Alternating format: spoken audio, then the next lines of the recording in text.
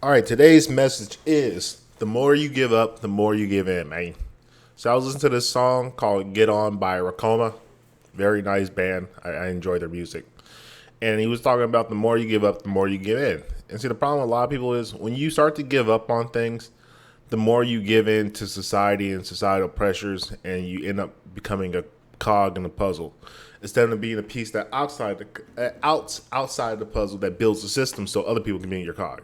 I hope that makes some logic to people. So anyway,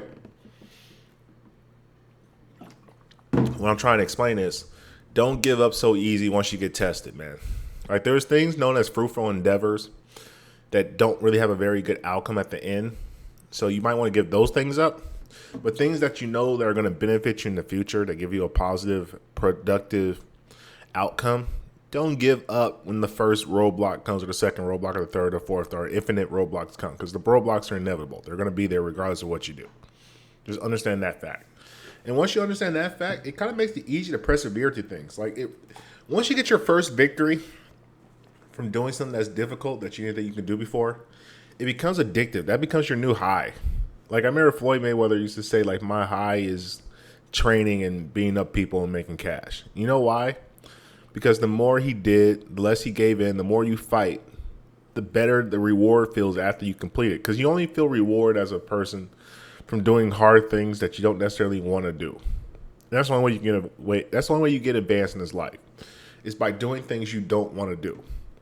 And that's where all the opportunity really is in life. Like if you don't give up on things, or if you do the bigger challenges or have ambitions for things that are greater than yourself, the rewards are tenfold, man. It's like you got to understand, like, as you're fighting your urges, your animalistic urges to do heathenistic, degenerate behavior, there's such a big payoff in delayed gratitude. Like, I really don't think, I can't stress this enough how much payoff is in delayed gratitude in life.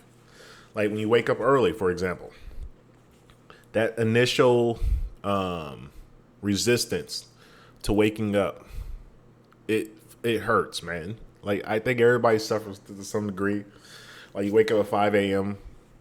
and you're just like, fuck, man, I don't feel like getting up, man. Let me lay in the bed a little bit longer. But guess what? When you push yourself to get out of bed and delay that gratitude to sitting in bed doing nothing or going back to sleep, what happens is now you get more hours to do things. So if you're waking up at 5 a.m., you can kind of bullshit around, journal, meditate, do all the things that are kind of like stupid that to most people. You can do that at 5 a.m. By 6 o'clock, you're done. You get started with your workout, done with that by 7. And guess what? You had a major win, a major accomplishment before the day even started. Before most people are getting up to go do stuff, you already had 2 hours of productivity.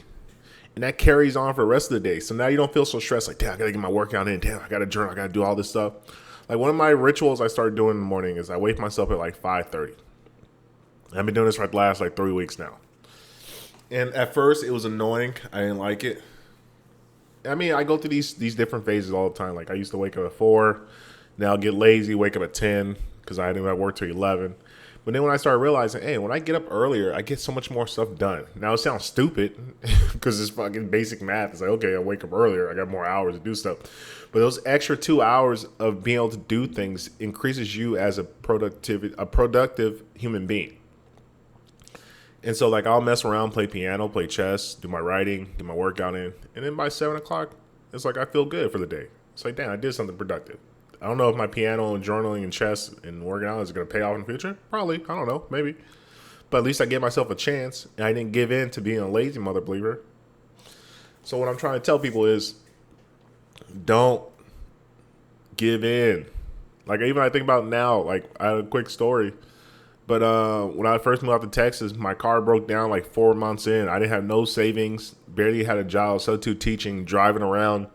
And so now my car is gone. So now I'm stuck in the city with no fucking car.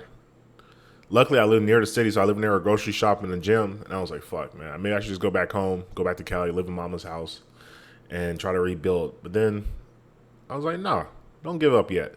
Keep fighting. If you're going to go home dead broke. Don't go home with no reserves in the tank. Use all the reserves you got and then pray and fight that you get something that comes out that will be better. And what happened? Life got better.